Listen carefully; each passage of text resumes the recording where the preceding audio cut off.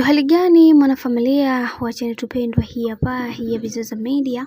Kama ndo mara yako kwanza, basi usisahau kusubscribe, kulike, kushare pamoja na kucomment. Bwana Mwijaku ameweza kufunguka mambo mengi kuhusiana na haya yote ambayo yanayoendelea kwa kipindi hiki, na ameweza kusema kwamba Diamond Platnumz amefukuzwa na mwenye nyumba baada ya kuweza kushindwa kulipa kodi. Sasa kwa hiki ambacho kinachoendelea kwa sasa, watu wengi wanashindwa kabisa kuweza kuelewa na kusema kwamba huenda bwana hizi ni kiki tu ambazo wamekuwa wakizitafuta.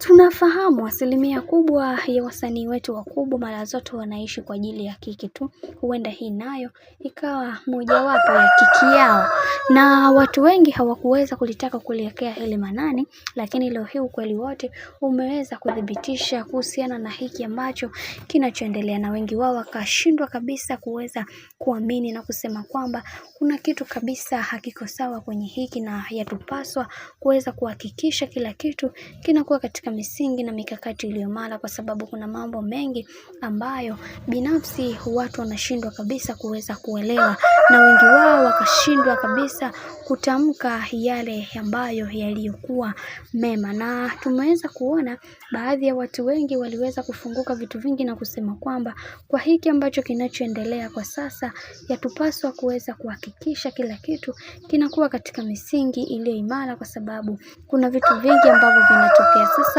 Mwijaku bwana ameweza kudhibitisha kuhusiana na haya ambayo yanayoendelea, na wakasema kwamba kuna siri nzito ambayo watu wengi hawawezi kufahamu, kwamba Diamond Platnumz anadaiwa bilioni 1, na hii ni kwa sababu tu ya kodi. Sasa mwenye nyumba hataki kusikia chochote kuhusiana na kitu chochote kile. Yeye anachodai ni kutaka kodi yake, na hahitaji malumbano na mtu mwingine yoyote, bali yeye binafsi anataka kuweza kuona akilipwa kodi yake kwa wakati, kwa sababu tayari ana mambo mengi ya kuweza kufanya. Na kwa upande wa Diamond Platnumz, yeye ameshindwa kabisa kuweza kutekeleza yale ambayo yaliyoweza kuongeleka na walioingia nayo mkataba, na pia tumeweza kuona mambo mengi ambayo yameweza kutokea, na wengi wao waliweza kufunguka vitu vingi na kusema kwamba kwa hiki ambacho kinachoendelea kwa sasa, yatupaswa kuweza kuhakikisha kila kitu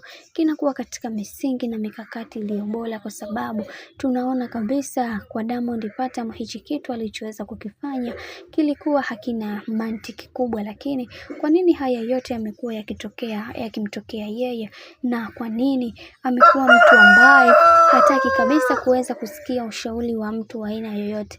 Lakini mambo yalikuwa mengi sana, na tumeweza kuona ni namna gani Dudu Baya alipoweza kumshauri pia. Na Mwijaku pia hakuweza kuishia hapo, aliweza kutoa ushauri wake kama kaka, japokuwa alishaanza kumnanga tayari, lakini kiuhalisia kaka yetu Diamond Platnumz sijui hata anafeli wapi. Na wengi wao waliweza kusikitishwa sana na hizi taarifa, na kisha wakasema kwamba kwa hiki kinachoendelea kwa sasa, ninaona kama tunaota hivi, lakini ndio uhalisia wenyewe.